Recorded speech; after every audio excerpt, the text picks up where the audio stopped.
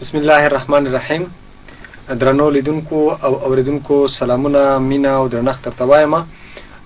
یو ځل بیا راغلی یم. غواړم چې د اووم ټولګي د بیولوژي مضمون دریمه برخه درس چې د حجروي غشا درس دی هغه درته وړاندې کړم. انشاءالله زه مطمئنه یم چې تاسو به درنو زده کوونکو په تېر درس باندې پوه شوي وئ. د نن ورځې درس ته هم متوجه شئ چې د نن ورځې درس د حجروي غشا اړوند دی او حجروي غشا وپېژنو چې د حجروي غشا د حجرې کومه برخه ده، کوم خصوصیات لري، کومې دندې او مسؤلیتونه او مکلفیتونه لري. نو لیکمه چې حجروي غشا مې لیکلې ده چې حجروي غشا ده داسې تعریف وو: د نړۍ د ټولو ژوندیو موجوداتو د حجراتو داخلي محتویات د یوې نازکې غشا په وسیله باندې پوښل شوي دي چې دې غشا ته د حجروي غشا کلمه استعمالیږي. په بیولوژیکي ژبه کې ورته سیل ممبران وایي. سیل ممبران دا هم باید یاد شي درنو زده کوونکو چې د سیل ممبران لپاره په بیولوژیکي ژبه کې د پلازما ممبران کلمه هم کارول کیږي. څه کلمه؟ پلازما ممبران.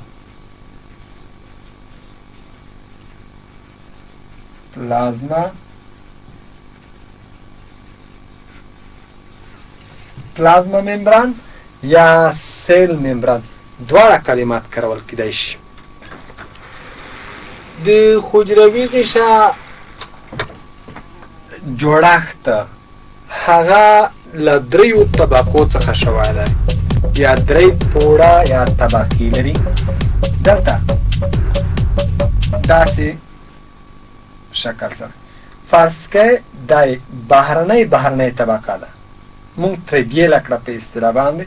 دغه طبقې ته اوټر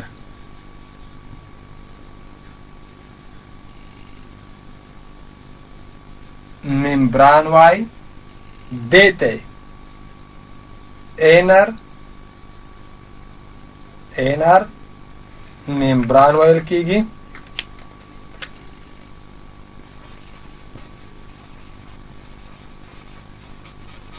اینر ممبران وایل کیږي. منځنۍ طبقې ته میډل ممبران وای. داسې مې ویلی چې حجروي غشا یا سیل ممبران یا پلازما ممبران دا د نړۍ د ټولو حجراتو د داخلي محتویاتو د پوښلو دنده او مسؤلیت لري. هغه یې پوښلي دي. د دې جوړښت د دې سټراکچر دا له دریو طبقو څخه شوی دی.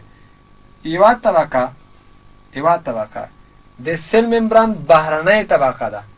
بهرنۍ طبقې ته د سیل ممبران اوټر ممبران وایي.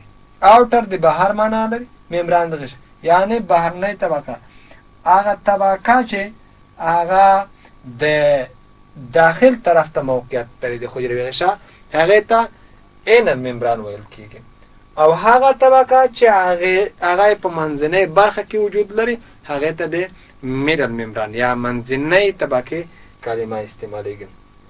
اوس راځو دې ته چې حجروي غشا جوړښت له څه څخه شوی دی یا څه شي نه جوړه شوې ده حجروي غشا. حجروي غشا جوړښت له دوو برخو نه شوی دی. یو برخه پروټین دی. حجروي غشا جوړښت له پروټینو څخه شوی. بله برخه د حجروي غشا هغه له لیفیډس یا له شحمیاتو نه. شحم او پروټین د حجروي غشا د جوړولو مسؤلیت لري یا د هغې په ترکیب کې وجود لري. راځو دې ته چې حجروي غشا څه مسؤلیتونه لري، څه مسؤلیتونه لري حجروي غشا؟ په دې دندو باندې هم یو څو خبرې کوو. اوله خبره، اوله دنده یې دا ده چې حجروي غشا حجرې ته منظم شکل ورکړی دی. ګوره مونږ وایو چې ګرد شکله حجره، دا د ګرد شکل کلمه چې کله استعمالوو دا په دې اساس باندې استعمالوو چې د دې حجرې داخلي محتویات په یو ټاکلي او محدوده ساحه کې سره منحصر شوي دي، سره یو ځای شوي دي او بالاخره یو شکل یې منځته راوړی چې دا شکل د کروي شکل دی یا دایروي شکل دی. دا دایروي شکل د حجروي غشا په وسیله باندې منځته راغلی.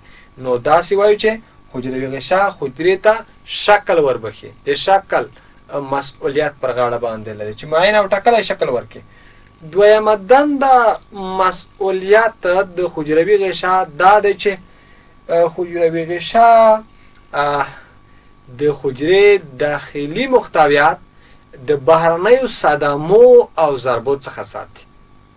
دا معنا درنو زده کوونکو چې د حجرې په داخل کې چې د هر څه موجود دي، دا که چېرته د بهر له طرفه کومه ضربه ویني، کوم فشار ویني، کومه صدمه ویني، نو لومړنی دفاع، لومړنی هغه د دې په مقابل کې عکس العمل هغه د حجروي غشا ده.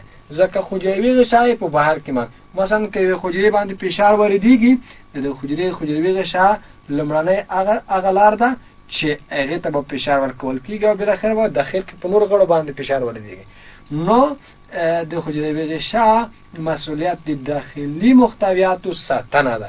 تر یوه حده دغه د حجرې داخلي محتویات په امن کې، په حفاظت کې ساتي. دوه دندې مې ویلې. دریمه دنده دا وایو چې حجروي غشا څخه د موادو تیریدنه او راتیریدنه صورت نیسي.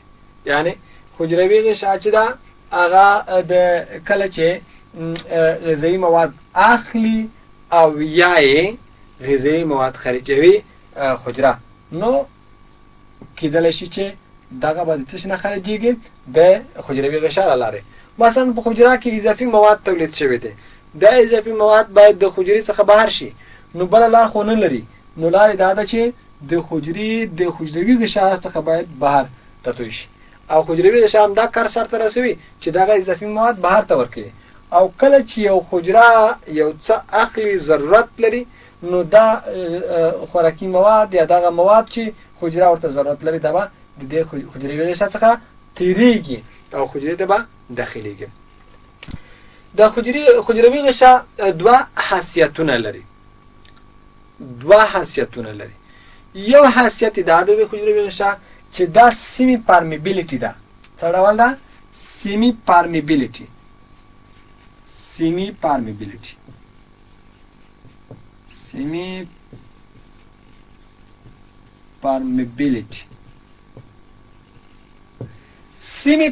د سیمی نه د انګلیسي سیمی د نیمه معنا ورکوي، پارمیبیلیټي د قابلیت معنا ورکوي. سیمی پارمیبیلیټي دا معنا چې حجروي غشا نیمه قابل د نفوذ ده، یعنی د حجروي غشا څخه په نیمه ډول سره هغه څه تیریدلی شي کوم چې حجره ورته ضرورت لري او یا حجره ورته ضرورت نه لري، له بهر نه خارج ته ورکوي. نو د نیمه موادو د تیریدو وړتیا لري، ولې د نیمه موادو د تیریدو وړتیا او قابلیت نه لري. مثلا ځینې مالیکولونه ډېر غټ وي خو ځینې مالیکولونه ډېر کوچني وي. اوس حجروي غشا هغه مالیکولونو ته اجازه ورکوي چې حجرې ته داخل شي کوم چې کوچني مالیکولونه دي، خو هغه مالیکولونه چې غټ مالیکولونه دي د هغې ته اجازه نه ورکوي. دا معنا چې حجروي غشا قابلیت نه لري چې له ځان څخه یې تیر کړي، ځکه حجروي غشا خو سوري لري، کوچني سوري لري، د هغې څخه هغه تیریدلی نه شي، مالیکولونه غټ وي په دې اساس باندې. نو دا د سیمی پارمیبیلیټي قابلیت لري. حجروي غشا یو بل قابلیت هم لري، قابلیت ته سلیکټیو پارمیبیلیټي قابلیت وایي. کوم قابلیت؟ سلیکټیو پارمیبیلیټي. selective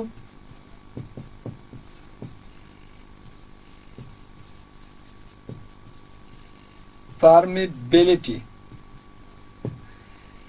حجروي غشا د selective permeability قابلیت هم لري. select خپل انتخاب ته ویل کیږي. انتخاب permeability قابلیت ته ویل کیږي. یعنی حجروي غشا د موادو په اخیستنه کې او د موادو په خارجونه کې انتخاب کې هغه مواد چې په حجره کې ورته ضرورت او اړتیا ده هغه مواد نه راخلي بهر ته نه خارجوي خو هغه مواد چې د حجرې په بهر کې موقعیت لري مثلا دا فرض کوو یوه پروټیني ټوټه ده دا فرض کوو یوه قندي ټوټه ده دا فرض کوو یوه شخمي ټوټه ده که حجره ضرورت ولري چې پروټین واخلي یا پروټیني مالیکولونه جذب کړي نو کولی شي په اسانۍ سره دا مالیکول واخلي او جذب کړي حجروي غشا کله چې حجره د شخمي ټوټې لپاره ضرورت ونه لري د پروټیني ټوټې لپاره ضرورت ولري دا قندي ټوټه نه اخلي پر ځای باندې چې اخلي هغه چې ضرورت اخلي هغه مواد اخلي کوم چې ضرورت دی هغه مواد نه اخلي کوم چې ضرورت نه دی د موادو په اخیستنه کې انتخاب کې دا اخلم دا نه اخلم دا اخلم او دا نه اخلم نو د موادو په اخیستنه کې انتخاب کې بله وظیفه حجروي غشا ده چې حجروي غشا جذب کی جذب مثلا یوې حجرې دی اوبو ته ضرورت شوی دی اوبو ته ضرورت دی او دغه اوبه له خپل محیط نه د غلظت په تفاوت سره وبخی یا د غلظت په دلته غلظت شرط نه دی نو د اوبو ته برکت چېرته ضرورت وي دا اوبه په اسانۍ سره حجرې ته اخلي کولی شي چې دا جذب کړي او بالاخره د حجرې اړتیا او ضرورت پوره کړي نو په همدې اساس باندې موږ وایو چې حجروي غشا د جذب یا د ابزرپشن مسئولیت دنده او مکلفیت لري بل راځو د حجرې دریمې برخې ته چې هغه هسته ده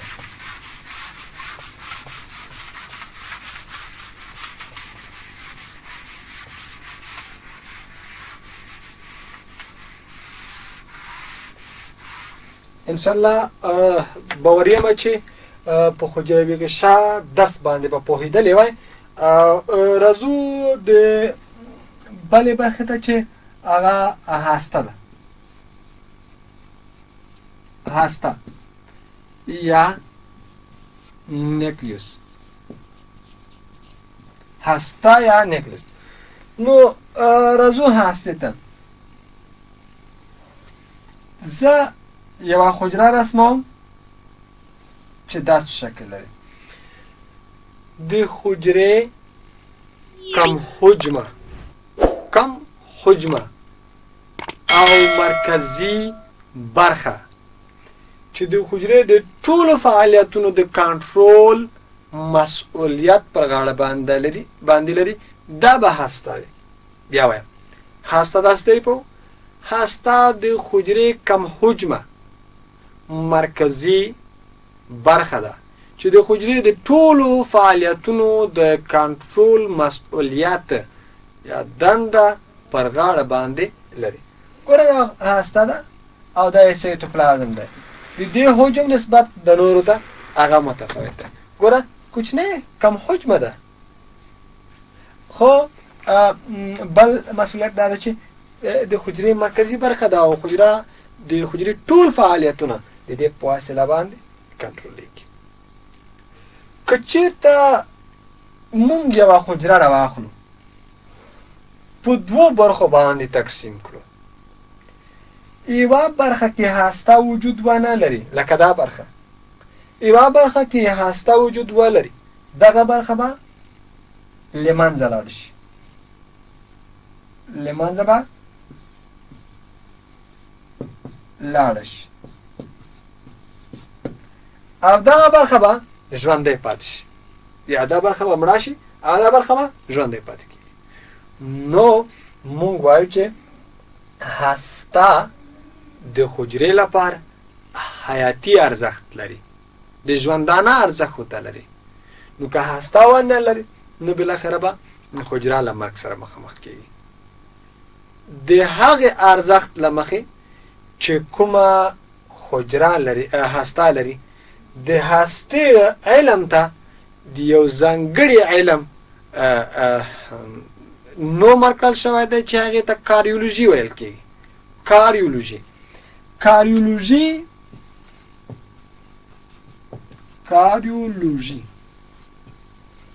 کاریولوژي علم عبارت له علم څخه دی چې د هستې مطالعه، د هستې څېړنه سرته رسوي.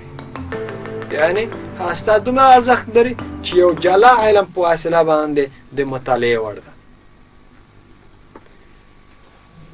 بله خبره ده چې هسته د منظم د هستې چې دی دا د حجرات د هستو د منظمو یا مشخصو هستو د لرلو او د نه لرلو په اساس باندې په دوه برخو باندې ویشل شوی. یو ډول هستې داسې دي چې هغه منظمې هستې دي. منظمې هستې دا معنی چې د هستې داخلي محتویات د یوې غشا په وسیله باندې پوښل شوي دي، په یوه ټاکلې او محدوده ساحه کې ساتلي. دې ته څه ویل کېږي؟ دې ته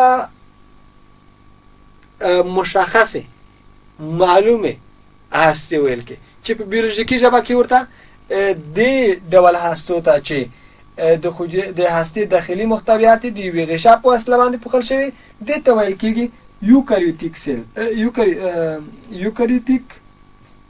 سیلز.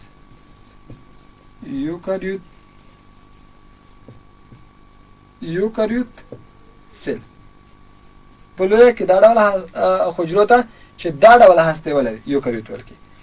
د یوکاریوت څه معنا لري؟ یو د حقیقي معنا لري. څه معنا لري؟ حقیقي. دا د یو کلمه معنا ده.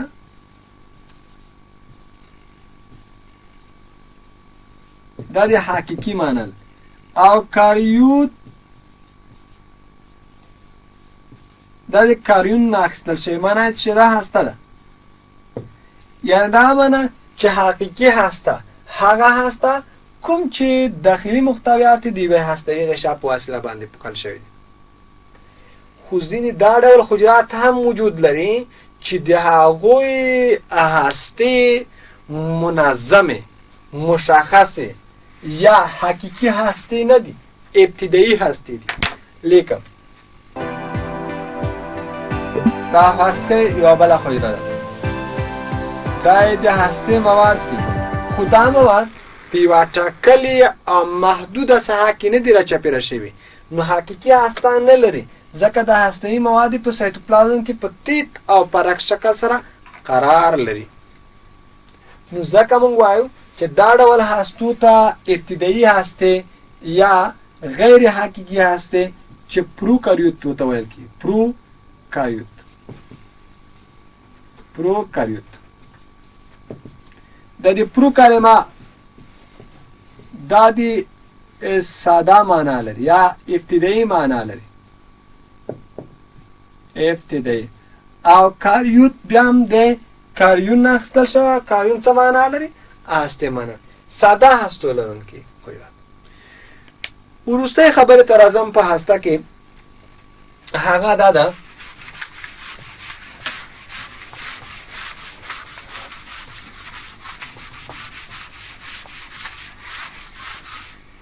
د دې هستې مواد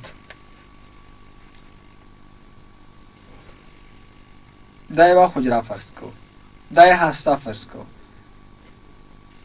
د دې هستې په داخل کې یو ډول تر ډوله جوړښتونه وجود لري چې دا ډول جوړښتونو ته د کروماتین کلمه استعمالیږي.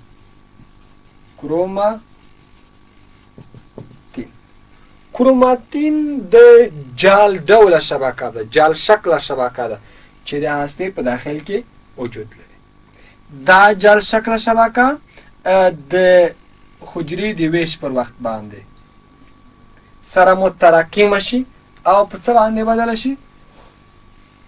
په کروموزومونو باندې بدله شي.